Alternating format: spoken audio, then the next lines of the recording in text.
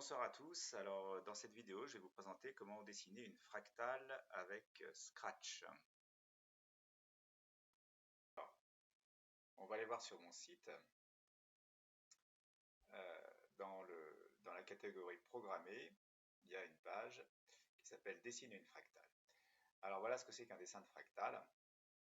C'est un motif qui se répète, qui pourrait se répéter indéfiniment. Alors quand on dessine avec un ordinateur, on s'arrête à un certain niveau, parce que sinon ce serait très long, ça ne s'arrêterait jamais, et puis de toute façon il n'y aurait pas assez de résolution pour voir le trait.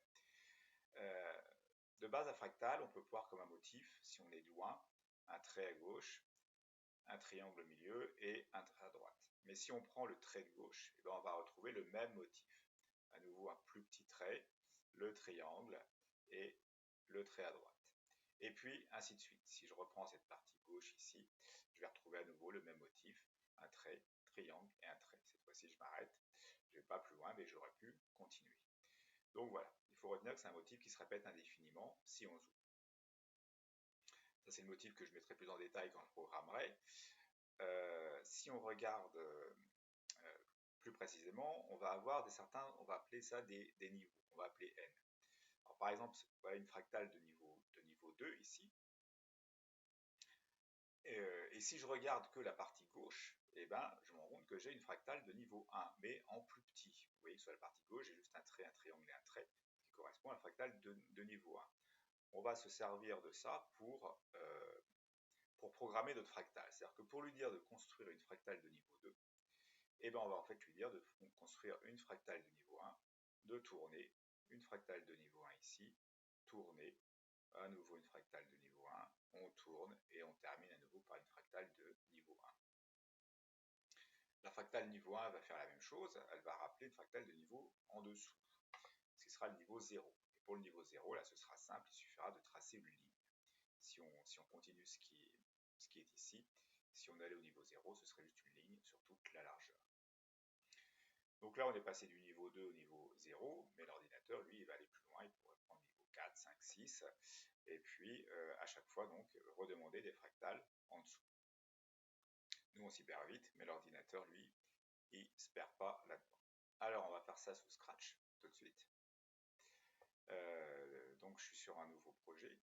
On va aller dans mes blocs, et puis on va créer un bloc. Alors, comme ce bloc qui dessine une fractale, on va l'appeler fractale.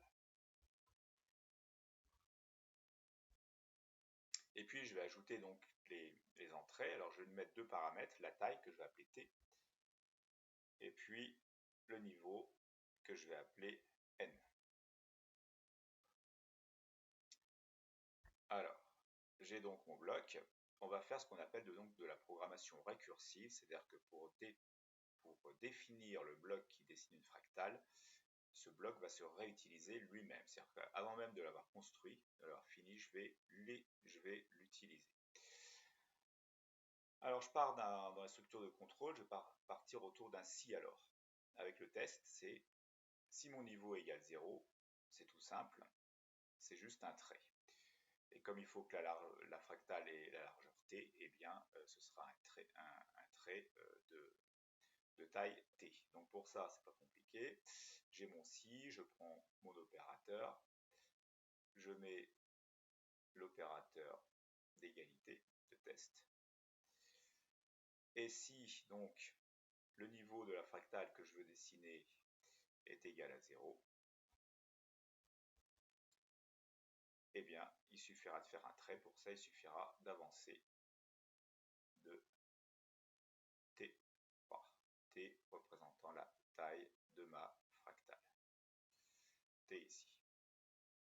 Sinon, ça veut dire que le niveau est supérieur à 1, et donc, si je me réfère au motif, on va prendre le niveau 2 pour bien comprendre, si par exemple il était égal à 2, en fait je commencerai par dessiner une fractale de niveau 1, donc de niveau n-1, je tourne, une nouvelle fractale de niveau n-1, je tourne, une fractale n-1, je tourne, et une quatrième fractale n-1. Donc, pour dessiner des fractales de niveau 2, je dessine en fait 4 fractales de niveau 1. Et pareil, pour dessiner 4 fractales de niveau 1, je vais dessiner 4 x 4, 16 fractales de niveau 0. J'aurais pu partir du niveau 3, du niveau 4. Ça aurait été long à énumérer pour moi, mais pour l'ordinateur, ça ira vite. Donc, je vais repartir sur le motif qui est au-dessus.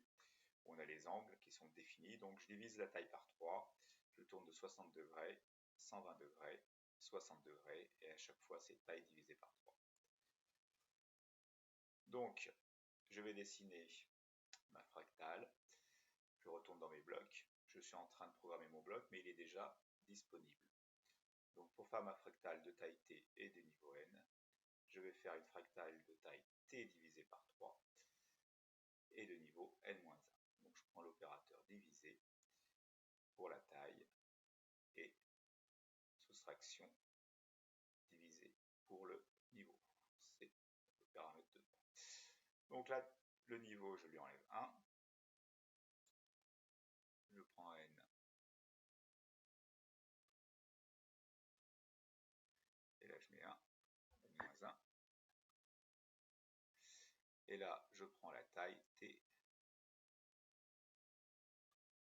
que je divise par 3.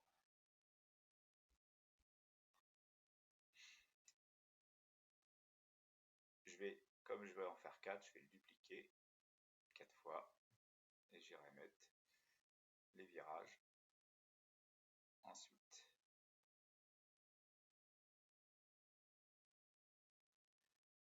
Donc je me réfère toujours au schéma pour bien comprendre. Je dessine ma première fractale, taille divisée par 3, niveau -1. Je vais tourner de 60 degrés vers la gauche. Donc dans le mouvement, je vais mettre 60 degrés vers la gauche, entre la première et la deuxième.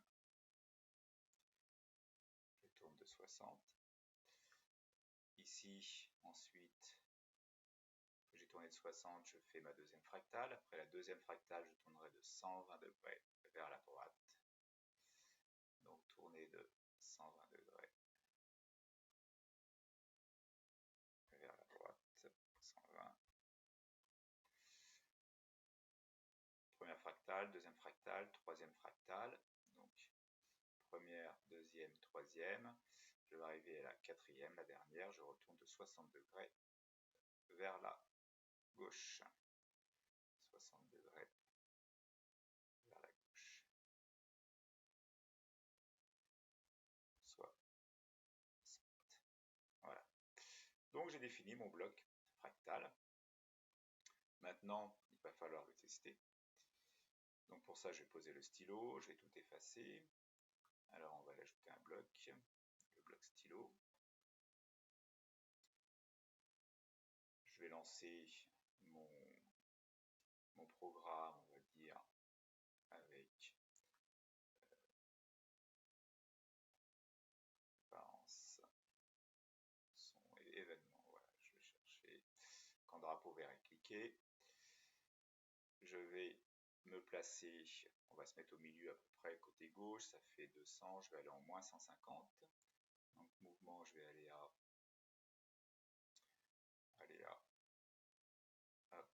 -150 sur X et on va zoomer un peu, j'y vois plus grand chose. Voilà.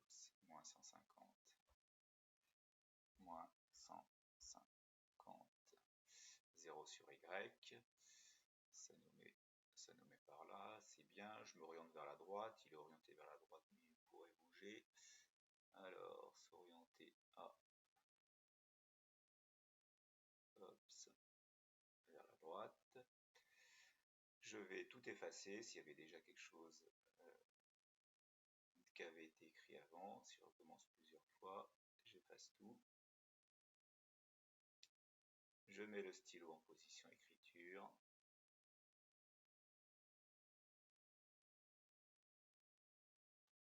Et puis, je vais donc lancer une fractale. Alors, on va faire un premier essai pour bien que vous compreniez. On va mettre, alors le premier paramètre c'est la taille, le deuxième c'est le niveau. Alors, on a 200 de large, on va toujours mettre 400 de large. C'est la largeur de l'écran. Et puis, on va faire niveau 0. Niveau 0, c'est une ligne. Je vais lancer mon programme. Ça fonctionne bien, il m'a bien tracé une ligne. Maintenant, si je demande le niveau 1,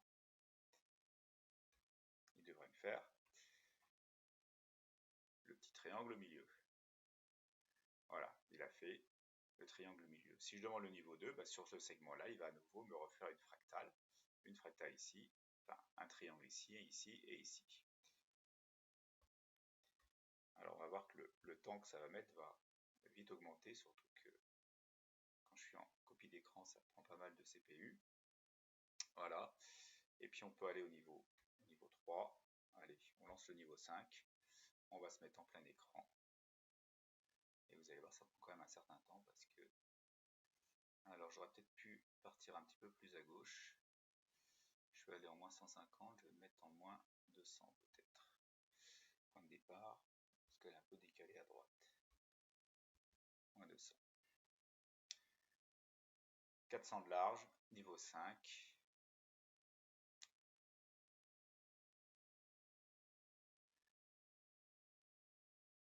Voilà. Alors ça prend vite beaucoup de temps. Hein. Si on arrive au niveau 7-8, tout de suite, il y en aurait pour un certain temps. Alors ici, j'ai pris un motif assez simple, c'est un petit triangle. Évidemment, on peut prendre d'autres motifs. Si vous tapez motif fractal sur internet, vous en trouverez plein. Ça, c'est un motif qui ressemble un petit peu à un flocon de neige. Les fractales, c'est beaucoup utilisé dans la synthèse d'images pour faire des motifs naturels, un peu des forêts, des choses comme ça. On utilise ça. Voilà, ça a fait une petite ouverture vers la programmation récursive. Alors voilà, c'est terminé. Alors la programmation récursive, c'est pas évident au début. Il faut en faire un petit peu pour comprendre. Ça devient simple une fois qu'on a l'habitude, comme beaucoup de choses. Et ça permet, pour des choses comme ça, de programmer quand même très rapidement des choses assez complexes. Voilà, à bientôt.